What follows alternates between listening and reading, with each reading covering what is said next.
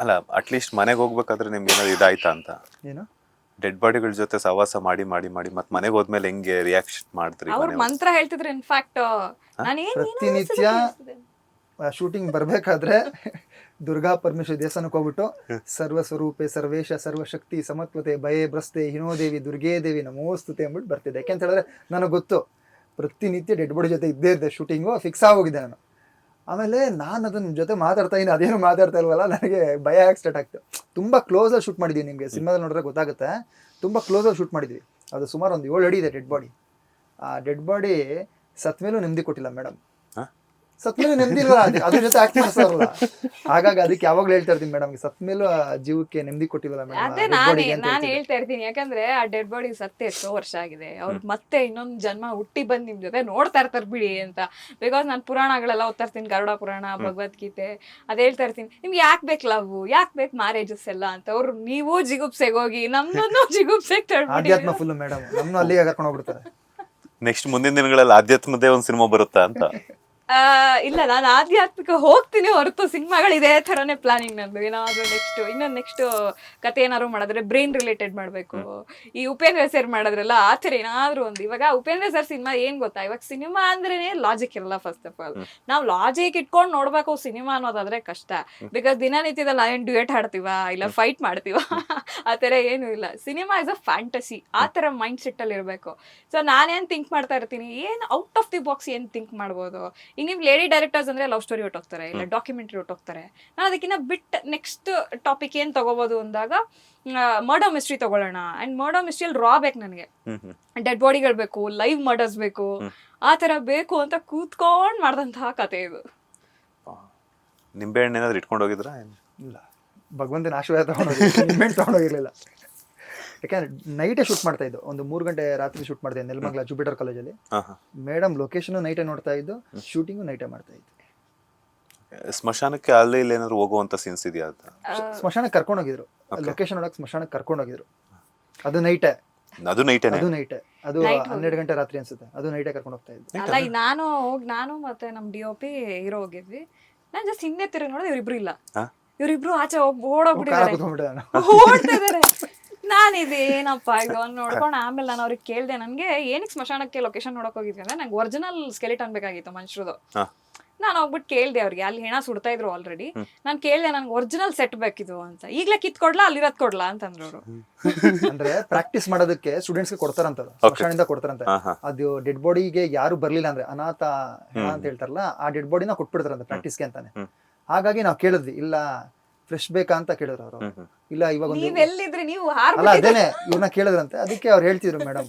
ನಾನು ಅದನ್ನ ಹುಡುಕ್ತಾ ಇದ್ದೆ, ಅವ್ರ ಮಂತ್ರ ಹೇಳ್ತಾ ನಿಂತಿದ್ರಲ್ಲಿ ನಾನು ಹುಡುಕ್ತಾ ಇದ್ದೆ, ನೋಡಿದೆ. ಆಮೇಲೆ ಅವ್ರಿಗೆ ಹೇಳ್ದೆ ನಾನು, ಇಲ್ಲ ನಂಗೆ ಈ ತರ ಫುಲ್ ಸೆಟ್ಟೇ ಬೇಕು ಅಂತ, 6,000 ಕೊಡಿ ಫುಲ್ ಸೆಟ್ ಕೊಟ್ಬಿಡ್ತೀನಿ ಅಂತಂದ್ರು ಅವರು. ಆಮೇಲೆ ಸರಿ ಇದೆಲ್ಲ ಪರ್ಮಿಷನ್ ಪ್ರಾಬ್ಲಮ್ ಆಗತ್ತೆ ಅಂತ ಹೇಳ್ಬಿಟ್ಟು ನಾವು ಜುಪಿಟರ್ ಕಾಲೇಜ್ನ ಕಾಂಟ್ಯಾಕ್ಟ್ ಮಾಡಿದ್ವಿ. ಅಲ್ಲೇ ಅವರು ಡೆಡ್ ಬಾಡಿ ಒರಿಜಿನಲ್ ಕೊಟ್ಟಿದ್ದು. ಸೊ ಆ ಡೆಡ್ ಬಾಡಿ ಒರಿಜಿನಲ್ ಕೊಟ್ರಲ್ಲ, ಅಲ್ಲೇ ಇನ್ಫ್ಯಾಕ್ಟ್ ಸ್ಕೆಲಿಟನ್ಸ್ ಎಲ್ಲ ಸಿಕ್ಕಿದೆ. ಇನ್ಫ್ಯಾಕ್ಟ್ ನೀವು ಟ್ರೇಲರ್ ಅಲ್ಲಿ ನೋಡಿದ್ರೆ ಯೂಸ್ ಮಾಡೋದೆಲ್ಲ ಒರಿಜಿನಲ್. ಕೆಲವೊಂದು ಶಾರ್ಟ್ಸ್ ಏನಿದೆ ಅದು ಫುಲ್ ಒರಿಜಿನಲ್ ಸ್ಕೆಲಿಟನ್ಸ್, ಅದೊಂದು 10 ವರ್ಷದ ಹಳೇದದು. ಸೊ ನಾನೇನ್ ಮಾಡಿದೆ, ಅವ್ರಿಗೆ ಹೇಳ್ದೆ, ಇಲ್ಲ ಸ್ಕೆಲಿಟನ್ಸ್ ಮೇಡಮ್, ನೀವು ಯಾಕೆ ಇದೇ ತರ ಕತೆ ಮಾಡಿ ಮಾಡಿ ನಮ್ಗೆ ತುಂಬಾ ಟಾರ್ಚರ್ ಕೊಡ್ತೀರಾ ಮೇಡಮ್, ನೆಕ್ಸ್ಟ್ ದಯವಿಟ್ಟು ಒಂದು ಲವ್ ಸ್ಟೋರಿನೋ ಏನೋ ಮಾಡಿ ಅಂತ. ನಾನು ನನ್ನ ಪ್ರೊಡ್ಯೂಸರ್ಗೆ ಹೇಳ್ತಾ ಇರ್ತಾರೆ ಅವರು, ಲವ್ ಸ್ಟೋರಿಗಳು ನೋಡಿ ಮೇಡಮ್ ಸ್ವಲ್ಪ ಬರುತ್ತೆ. ನಾನು ಅವರು ಲವ್ ಸ್ಟೋರಿ ಅಂದ್ರೆ ರಿಜೆಕ್ಟ್ ಮಾಡೋದು. ನಾನು ನನ್ನ ಪ್ರೊಡ್ಯೂಸರ್ ಸ್ವಲ್ಪ ಮೈಂಡ್ ಸೆಟ್ ಒಂದೇ, ಬರೀ ಹಾರರ್ ಸ್ಟೋರೀಸು ನೈಟ್ ನೋಡ್ಬೇಕು, ಒಂದು 3 ಗಂಟೆಗೆ ನೋಡ್ಬೇಕು ಅಂತ. ಸೊ ನಾನೇನ್ ಮಾಡಿದೆ, ಲೊಕೇಶನ್ ನೋಡಕ್ ಹೋಗೋಣ ನಾಳೆ, ನಂಗೆ ಒರಿಜಿನಲ್ ಡೆಡ್ ಬಾಡಿ ಬೇಕು ಒಂದು ಸೀನ್ಗೆ ಅಂತ ಹೇಳಿದೆ.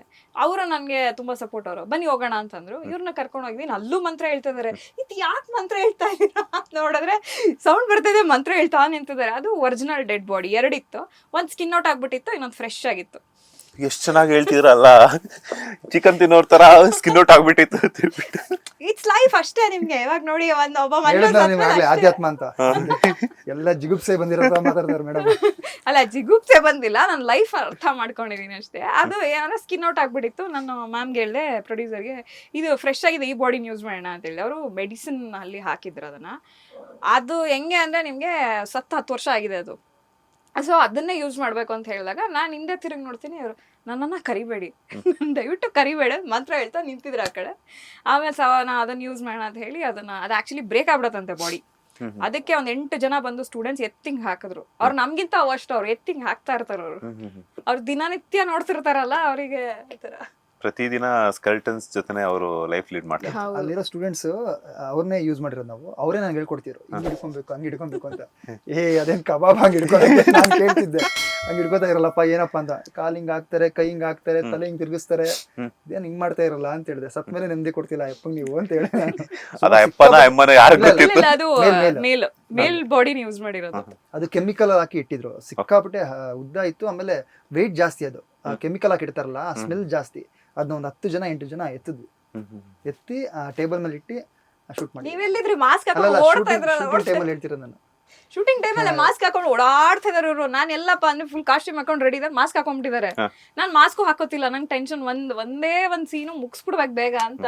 ಇವರು ಅಪ್ಪಣ್ಣ ಇಬ್ರು ಮುಗಿತಾ ಅಲ್ಲಿ. ಇನ್ಫ್ಯಾಕ್ಟ್ ಆ ಮಾಂಟೇಜಸ್ ಅಲ್ಲಿ ಏನೇನೋ ಮಾತಾಡ್ತಾರೆ, ಡೆಡ್ ಬಾಡಿ ಹಾಕ್ಬಿಟ್ಟಿದ್ದಾರೆ ಇದು ಅದೆಲ್ಲ ಆಮೇಲೆ ಕೇಳಿಸ್ತಿದೆ ನನಗೆ. ಅಯ್ಯೋ, ಈ ಡೆಡ್ ಬಾಡಿ ಯಾಕೆ ಹಿಂಸೆ ಕೊಡ್ತಾರೋ ಡೈರೆಕ್ಟ್ರು, ಏನಪ್ಪಾ ಮಾಡಕ್, ಬೇಗ ಮುಗಿಸ್ಲಿ ಅಂತ ಮಾಂಟೇಜಸ್ ಅಲ್ಲಿ ಮಾತಾಡ್ತಿದ್ದಾರೆ. ಲೇಟೆಸ್ಟ್ ಹಾಗೂ ಇಂಟ್ರೆಸ್ಟಿಂಗ್ ಸುದ್ದಿಗಳಿಗಾಗಿ ಬಾಸ್ ಟಿವಿ ಕನ್ನಡ ಚಾನೆಲ್ನ ಸಬ್ಸ್ಕ್ರೈಬ್ ಮಾಡಿ. ಹಾಗೆಯೇ ಬೆಲ್ ಐಕಾನ್ ಪ್ರೆಸ್ ಮಾಡಿ. ಇದರ ಜೊತೆಗೆ ಫೇಸ್ಬುಕ್, ಇನ್ಸ್ಟಾಗ್ರಾಮ್, ಎಕ್ಸ್ ನಲ್ಲೂ ಮಿಸ್ ಮಾಡದೆ ಫಾಲೋ ಮಾಡಿ.